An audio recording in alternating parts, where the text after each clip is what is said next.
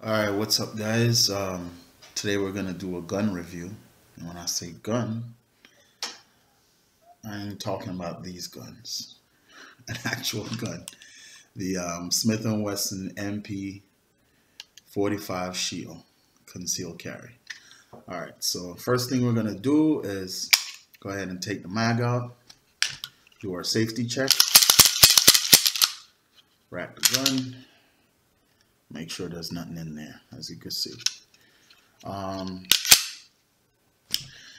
Really comes with two mags. Comes in this box, regular, cardboard box, nothing special. Has a lock, the book. Comes with two magazines. The first one has an extended plate here, which holds 7 rounds. So if you carry this with one loaded, ready to fire in the chamber, you have 7 here plus 1, so 7 plus 1. So it's about the same firepower as, say, your regular 1911, chambered in 45 ACP. The second magazine is 6 plus 1, doesn't have that extension, makes it more concealable. Yeah, smaller mag, I get it in my hand, and my pinky's a little bit off, so the grip is not as great. Bigger mag, my pinky's all the way on the gun, which is what I prefer. Plus, you have more firepower. Does stick out a little bit more, but if you get a good, in the waistband holster, shouldn't be an issue. Let's talk about this gun. We have a couple of talking points that we're going to go over here. Has a 3.3-inch barrel, which makes it ideal for concealed carry. Big 45 bore, as you can see here. Shit's mad intimidating. The sights are your standard 3-dot dovetail sights. Nice little finish to it. Nothing sharp. The slide itself has serrations on the rear, so you could pull. It also has serrations on the front, which is the first time I'm seeing this on an MP. So you can also use that as well to operate the slide. One of the main things that actually stands out the minute you hold this gun in your hand is the grip. This grip is fucking phenomenal. It's phenomenal. It's slim, as you can see here, very slim profile. Has a nice indent, so you could get a real good purchase on the firearm. Also under the trigger guard right here, it has a nice little indentation as well. When you grip the gun, it just feels phenomenal in your hand. This is conceal carry style type of pistol, so it's made for self-defense.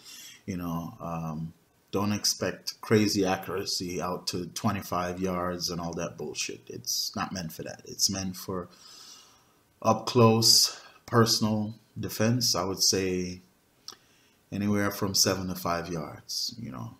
Me personally, I'm not letting you get any closer to me. If I think you're up to some bullshit, I'm gonna pull this motherfucker out. Another thing, which I've never seen on MPs before, you have the MP9, you have the MP40 Shield. Also, you have the full-size MPs, which I also own a full-size MP45. It's the stippling on the grip. This shit is, let me see if you could get a look at it here. It's like actual skateboard tape. It's like really, really, really aggressive. Really aggressive. Rough as shit. So, your hands get sweaty. You're in a fight. There's blood on your hands.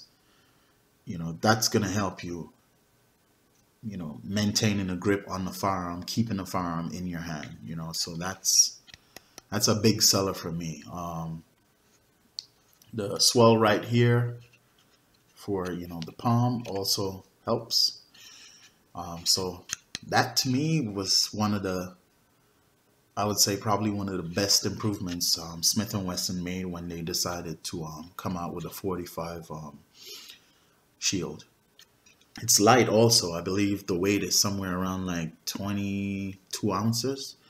You could check their website to you know, get more specifics. It is a polymer frame, and it does have a steel chassis, competing with the other striker fired polymer pistols like the Glock and the Springfield XDS.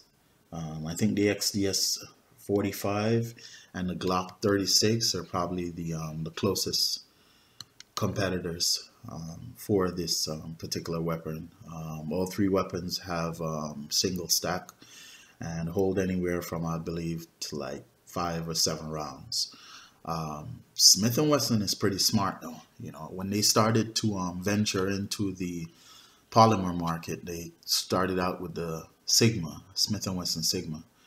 And the original ones were perfect, you know, had a good trigger and, you know, had a lot of similarities with the Glock in terms of operation, not necessarily look, but operation. And they got sued by Glock, you know, so they had to revamp the internal mechanics of the Sigma.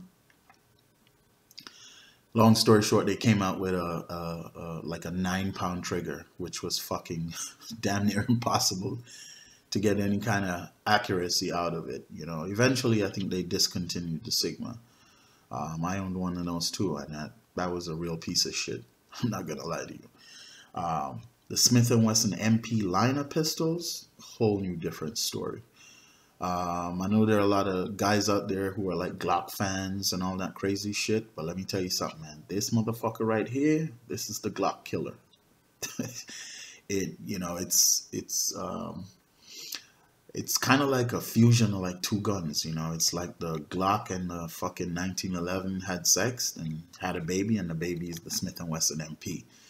You know, you get that slim profile. The takedown on this is pretty simple. There's 2 ways. First thing you do is, you know, you rack the slide, make sure it's locked, and you have a little takedown lever here. Push that down, and at this point now you have 2 options. There's a little metal arm in here. You can't really see it, but you could use something like some kind of tool and take it down, and then you just, you know, move the slide forward and remove it if you don't want to pull the trigger. You know, some people are sensitive about pulling the trigger. It's a fucking $400 gun. It's no bigger than me.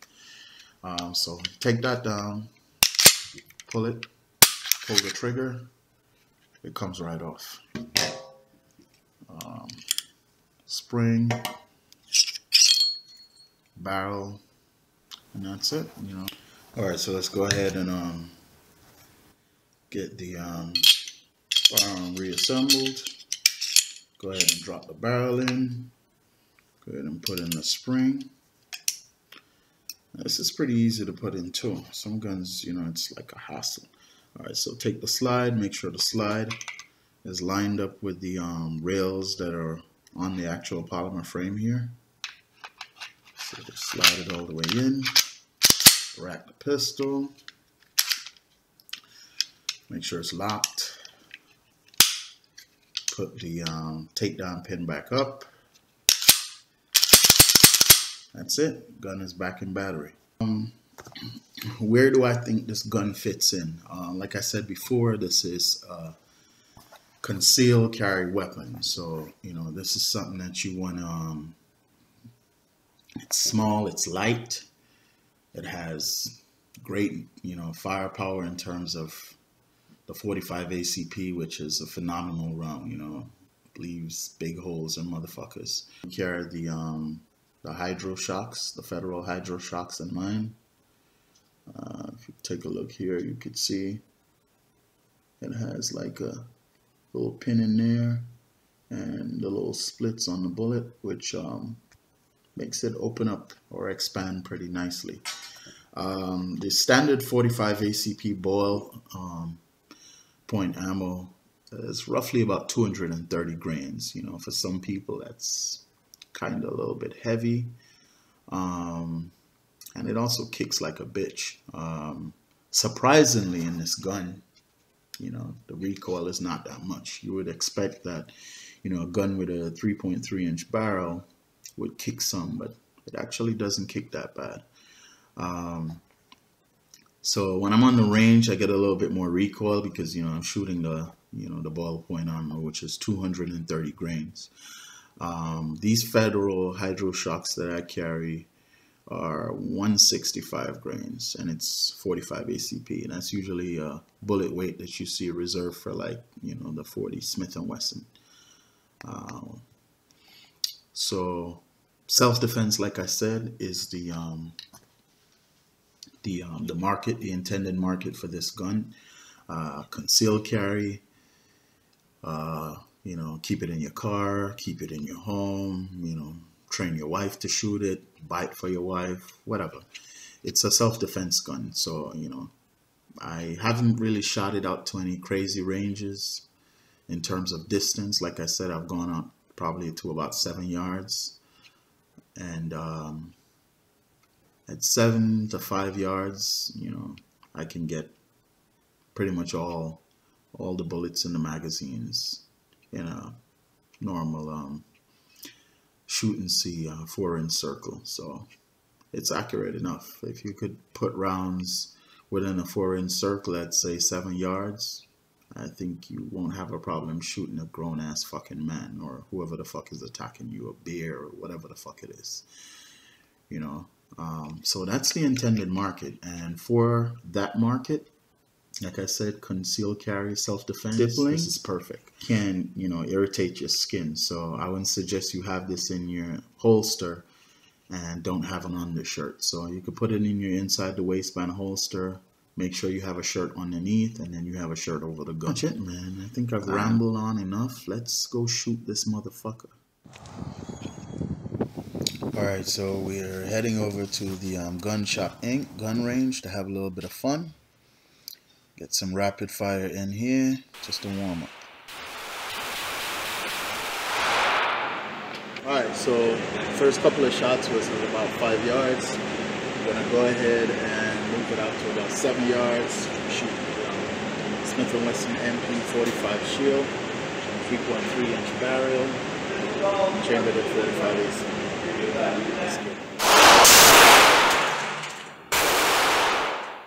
Alright, so now we're going to slow it down to get some accuracy. Just to try to see how, you know, well we could place these shots. We got 6 in one mag, 7 in the other, so it's 13 shots. Gonna see how much we could put on target. Shooting a 4-inch shoot and see circle. So let's see what's up.